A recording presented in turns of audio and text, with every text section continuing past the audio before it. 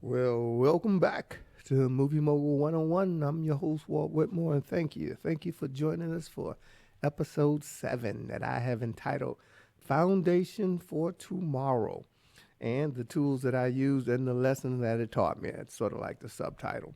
Well, again, thank you for joining me. I really do appreciate it. On this episode, before we talk about AI, before we talk about teasers, we're going to talk about the tools that I'm utilizing. See, because before you build a universe, you're going to need a roadmap and you're going to need some tools. Now, tools, they don't make you a storyteller, but the right tools will teach you discipline, and that's what's happened for me. I've been taught discipline. Now, when I go back in time and I really think about my creative journey, it didn't begin with screenplays. It actually began in high school. I used to write for our high school newspaper, which was entitled the Spectator, and I actually received some accolades in terms of some of the stories that I wrote. One particular story I wrote about our new high school. We were building a brand new high school. The district was, and I wrote the story about the architect and all of that good stuff. And next thing you know, the story was so great that the architect actually wanted to meet me. Now, it was a great story. I wrote a bunch of great stories, but I wasn't consistent with writing. I mean, I was good at it, but I really wasn't committed to it. Now, in 1984, I started keeping a journal, a diary, and I've been pretty consistent ever since in terms of keeping that diary. But journaling isn't the same thing as relates to writing with purpose. It's sort of unstructured, even though today, my entries are a little more structured and disciplined, but back then it really wasn't. You see, discipline really didn't come until later in life. Um, See, that shift for me, it really began as a college intern in terms of when I was working in a probation office. And I had to write compliance report for the probation clients. That's when I learned some real critical issues. One, that writing isn't just about expression. Writing is clarity, writing is structure, and writing is accountability. Particularly, when you talk about reports, you just can't ramble on. They have to be precise. Because with these probation reports, they were actually read by attorneys and the judge. That particular writing really helped hone my skills as it relates to being more precise. And to be truthful, I even got sharper as a writer, over my 30 plus career, my 30 plus year career in law enforcement. That training, it really mattered. Now, at the core, I always knew that I was a storyteller.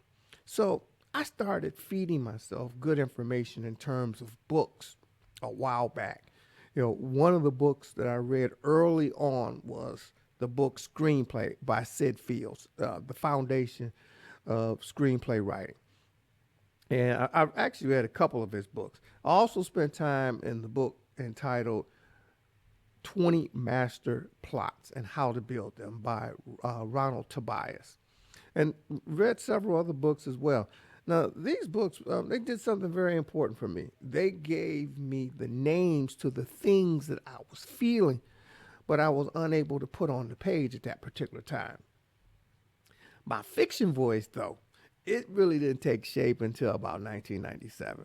That's when I began writing my first screenplay, The Seal. The Seal, it's a Christian end time fiction story. And like most beginners with their first screenplay, it was long. It was very long. My first version was well over 200 pages. Now, for anyone new to screenwriting, here's the quote unquote standard. One page of script is roughly 1 minute of screen time. And a beginner, as it relates to a screenplay writer, should try to keep their story between 90 and 120 pages. Because let's be realistic. A producer gets that script, they know that you're a novice, and it's 200 pages, more than likely they're not going to read it. Well, my first venture into screenplay writing, it doubled that in terms of 100, 120 pages. Now, as a reference point, The first draft of The Godfather was reportedly somewhere between 220 and 250 pages. So I wasn't alone in terms of, elongated screenplays. But I wasn't Coppola either. I had to learn discipline. And that's when I invested in software. Some software from the Wright brothers, screenplay.com. I bought one of their developmental tools called Dramatica Pro, which I use to this very day. And I learned structure while at the same time writing. Not after, but I actually learned it while utilizing the program and writing my story. Dramatica forced me to think in terms of theme, through lines, character motivation, structural integrity, things that I just took for granted. That program, it stretched me. It humbled me, and ultimately, it improved my writing. After rewriting The Seal, I invested in something a little bigger. I invested in ScreenwritingU's, at that particular time, it was their flagship program, the ProSeries screenplay writing course.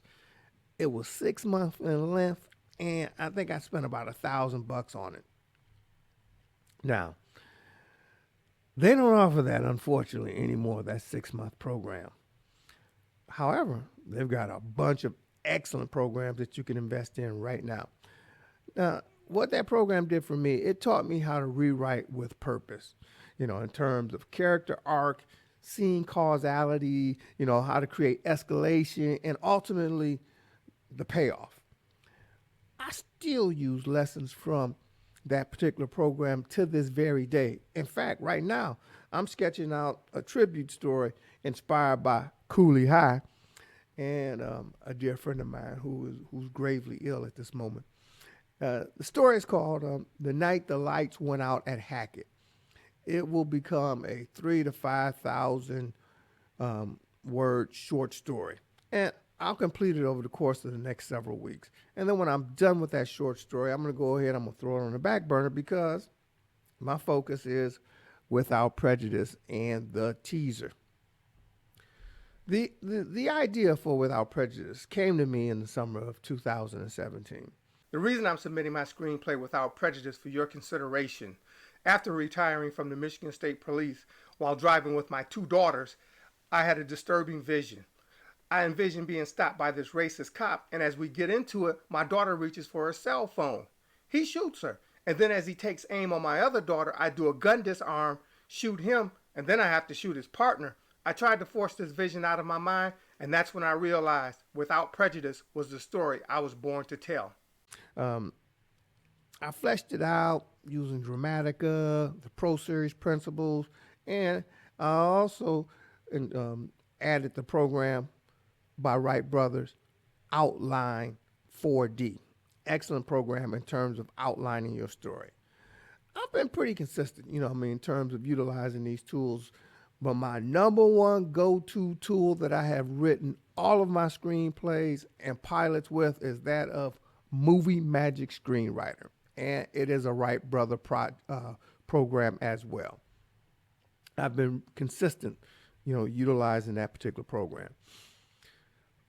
Along the way, because this has been a journey and certainly we're continuing, I've invested in what they call professional script coverage. And if you're not familiar with that, coverage is simply a professional reader, a script doctor, reviews your manuscript, and then they'll give you notes, they'll make corrections, and depending upon how much you pay for the coverage, they may even add additional information, in terms of enhancing what you've written.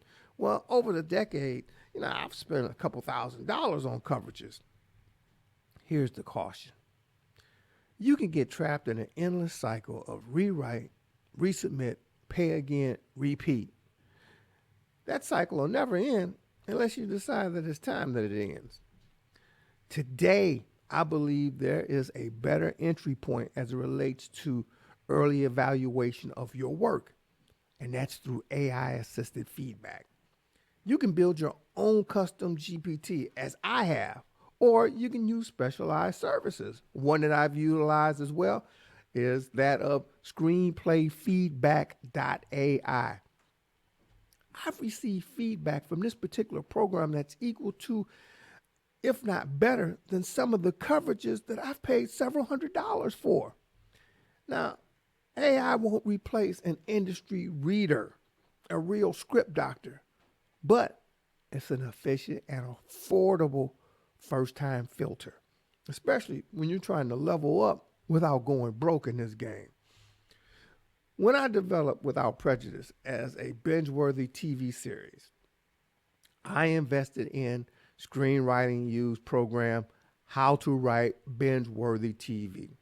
That series elevated my understanding of act breaks, episode propulsion and character tension arcs, and meshing it all together in terms of creating a series. And yes, that particular series, in terms of how to write a binge worthy TV series, has elevated my writing.